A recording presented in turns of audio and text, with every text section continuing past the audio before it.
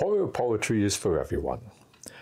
That being said, poets and their communities across the globe are often at different stages of including horror poems within their national traditions, let alone our shared global traditions. As an example, it's difficult for most Southeast Asians to point to ancient horror poetry or works composed as recently as the 20th century, because compared to oral folk tales whispered as ghost stories, these subjects weren't usually written down. There are many different approaches we can take when creating horror verse. After 30 years as a Lao poet, I often collaborate on projects with other refugees around the globe, particularly those with roots in the Vietnam War and other conflicts of the 20th century. Having served as an executive officer of the International Science Fiction and Fantasy Poetry Association for most of the 2010s, I had a distinctive vantage point to see poems submitted from across the globe in various degrees of quality, with an almost endless number of themes and techniques applied. Let me confidently assure everyone we're nowhere close to exhausting the possibilities in horror poetry. There is still ample room for our darkest imaginings and innovations. But how do we tap into that? And where might we need to approach with caution? Every poet will find their own reason for wanting to write a horror poem.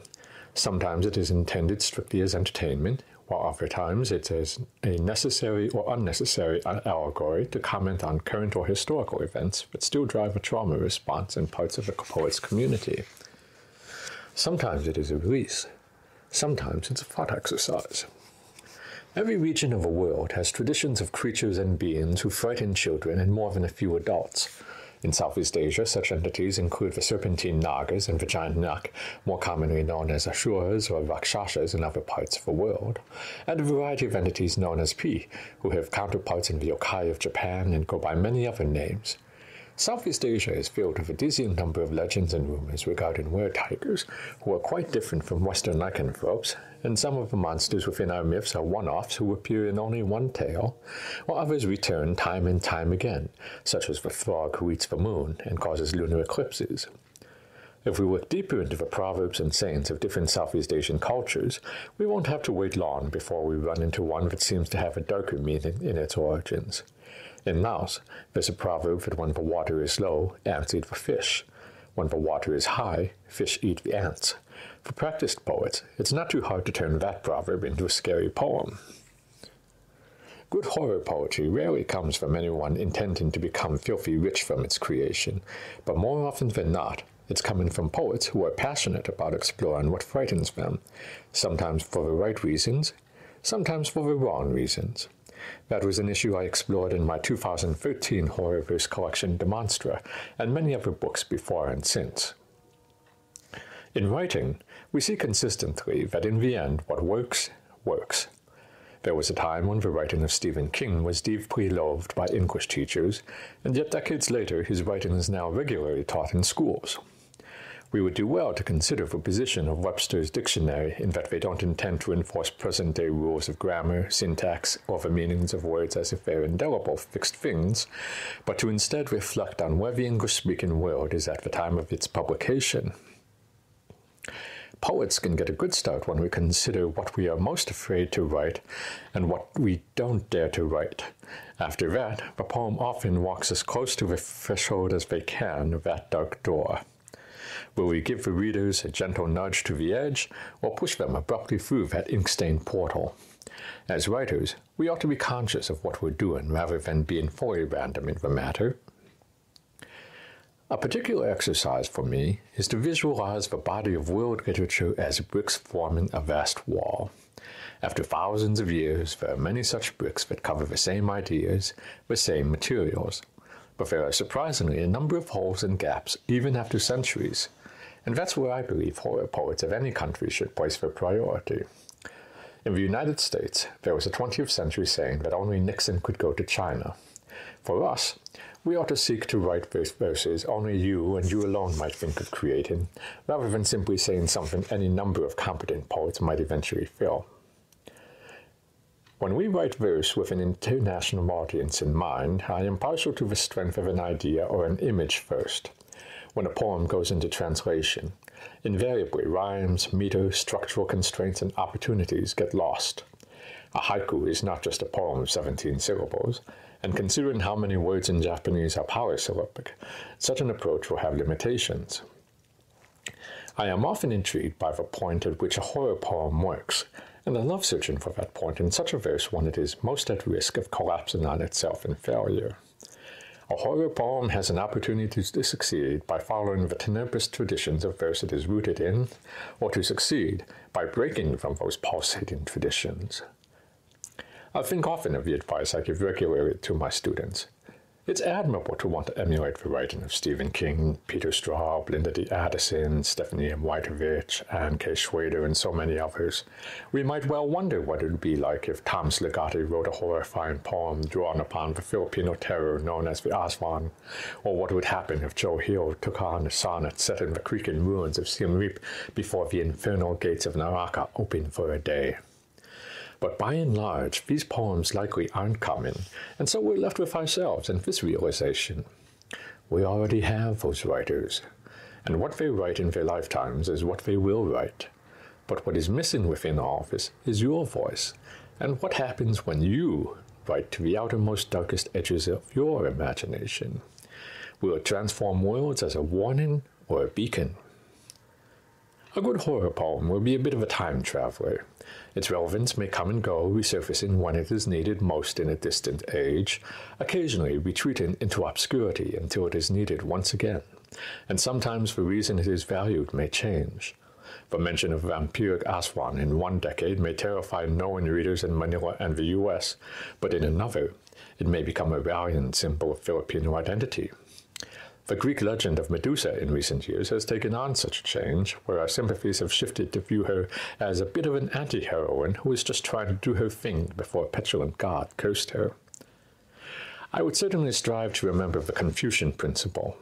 Wisdom begins when you call things by their proper names, as we don't need to Romanize excessively for comprehension now with Southeast Asian horror poetry.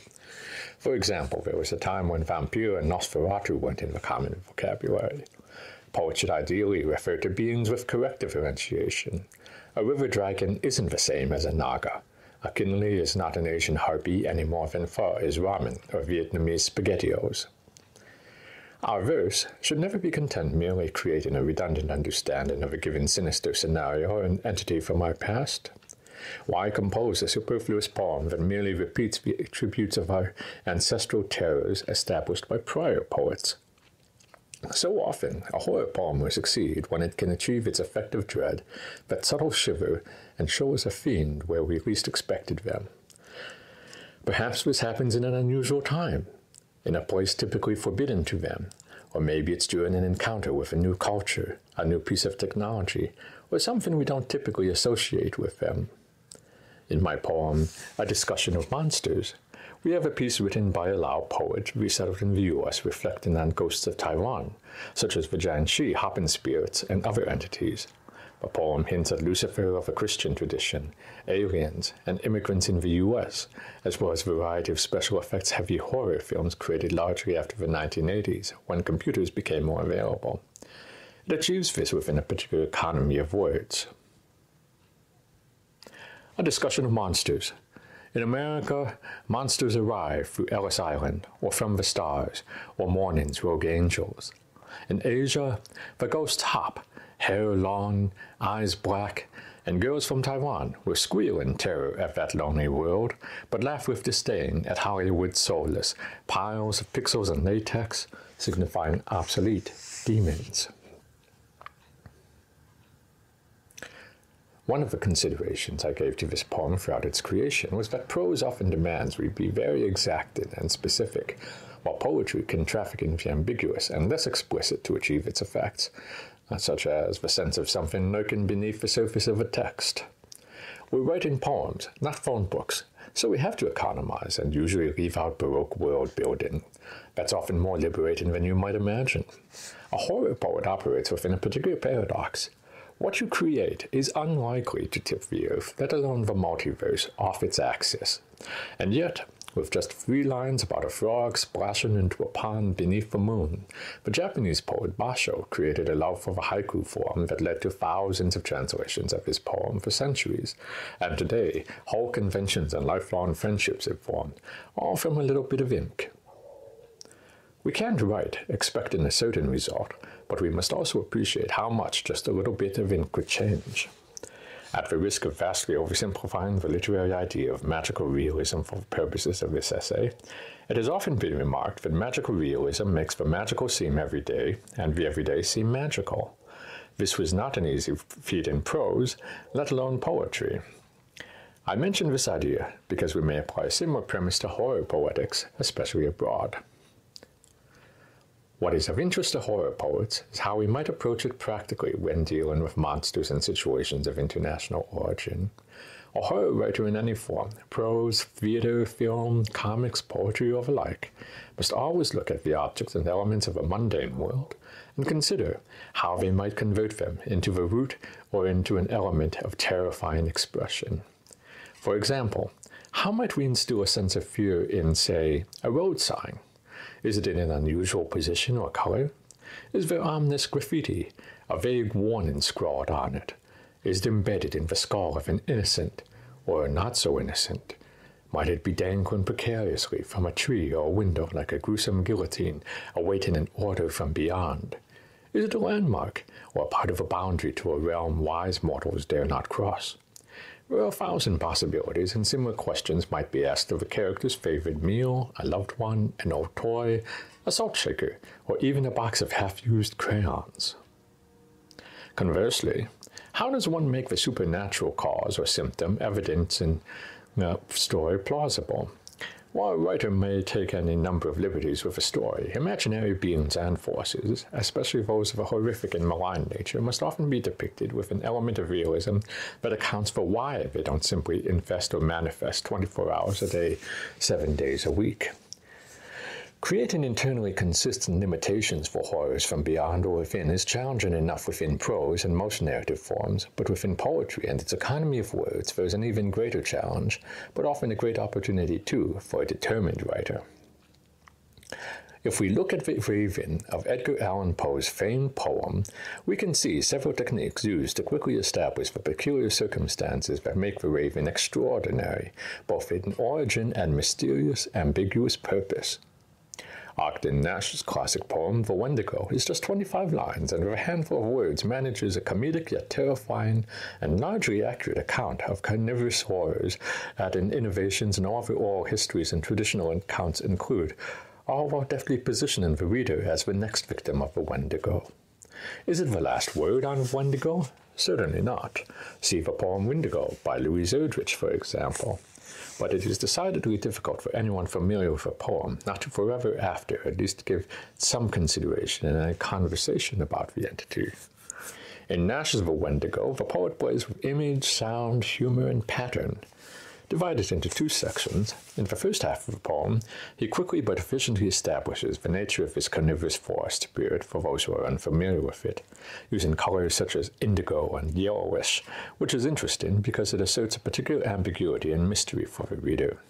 This is a poem that calls out to be read aloud with descriptive words practically oozing off of a page, such as slivery and scummy, or blubbery and smacky, sucky, rubbery. For as horrifying as the beast is, the rhymes are wonderfully tempting to say aloud because they're likely uncommon in everyday conversation for readers. Nash put his own take on the creature traditionally associated with a forest by making reference to tentacles, almost never found on land-dwelling animals. When I read this poem, I take note that the first half is spare, with most lines only 1 word long, creating a visual effect of emaciation or hunger. Then, in the second half, the lines start to fill up as we talk about the monster who ate the poet's friend. The Wendigo was seen in Canada the night before, but tonight is right next to the reader, as Nash deftly pivots and now makes references to you, and implies that you have just been devoured by the poem's end. Another poem one might compare this to is Ishmael Reed's 1970 classic, Beware, Do Not Read This Poem, which shifts from telling an eerie tale to one directly involving the reader being pulled into a poem, then concludes with a mention of statistics on missing persons that implies the reader has just joined them. Louise Erdrich's approach is to open her poem Wendigo with a brief preface on the creature, then presents the poem from a first-person perspective of Wendigo directly addressing the reader and informing them of their fate and how the reader came into that situation in the first place. Interestingly, which includes a note at the beginning of how some stuff will undergo in the past by pouring boiling lard down its throat. Is that enough to help the current reader? One might debate as the narrative unfolds. Both poems address the Wendigo, and the poet might take interest that both approaches are effective with enough opportunities for other interpretations. In my poem, Zambuddha, I was cognizant of the transgressive nature of my propositions in this poem. Historically, there are few poems in Asia that try to do a somewhat serious take on the intersections between Buddhist thought and the values of non-attachment, the post-apocalyptic world overrun by zombies. Does a poem gain literary merit if we are intentional and thoughtful in our transgressive, perhaps heretical or blasphemous takes on a given subject? In India, Hanuman is often considered a divine demigod, revered for his prowess as a warrior and his unshakable loyalty as one of the Vanara beast-men. In certain regions, women cannot enter his shrines because it is believed his powerful masculine energy will bring woe. But beyond the borders of India, Hanuman took on different significances in different nations that came upon his myth. In many parts of Southeast Asia, he is seen as a powerful comedic cross between a simian Rambo and Casanova, filled with many deep character flaws, to say the least. But given these two very different takes on Hanuman, what happens when a poet writes about a futuristic or alternate history version of him in a country where members of both societies are present, but the legend itself is not particularly dominant? Does such a horrifying poem become heresy, or does it suggest a new way for a community to understand itself and its relationship to conflict and other social values? This is a matter of some debate. One I would propose benefits from appreciating such questions on a case-by-case basis or continuum rather than a binary yes-no model. A poem, and by extension its creator, ought to be afforded certain benefits of a doubt despite the considerable talent or lack thereof that may become an issue in consequential conversations in a given society. Sometimes the spaghetti sticks to the wall. Sometimes it does not. Regardless, we keep creating. In poetry, there's a possibility within language where we engage in an act of trust with the reader to create a meaning for themselves based on context. For example, Milton was a prominent poet who survived the civil wars of his country and turned to write in verse for comfort, including his classic Paradise Lost. What I've always found striking about his journey as a poet is that he used many existing English words with great proficiency, yet he was also not afraid to create new words such as pandemonium, infuriate, terrific, dismissive, and debauchery to meet the needs of a particular section of his verse. In time, each poet will find their own comfort levels with what they want to innovate and contribute to their languages and others, but I hope this serves as a reminder that such a possibility of contribution is not impossible, and we ought to relish such opportunities when they present themselves. In a world of Sharknadoes and conger chowders, Grecian urns, red wheelbarrows, and croaking frogs by moonlit ponds, there's simply no telling what verse will catch fire and change your cosmos and the shadows of those stars. Dare fearlessly. I'm Bryan Thao Worra, and thank you for listening.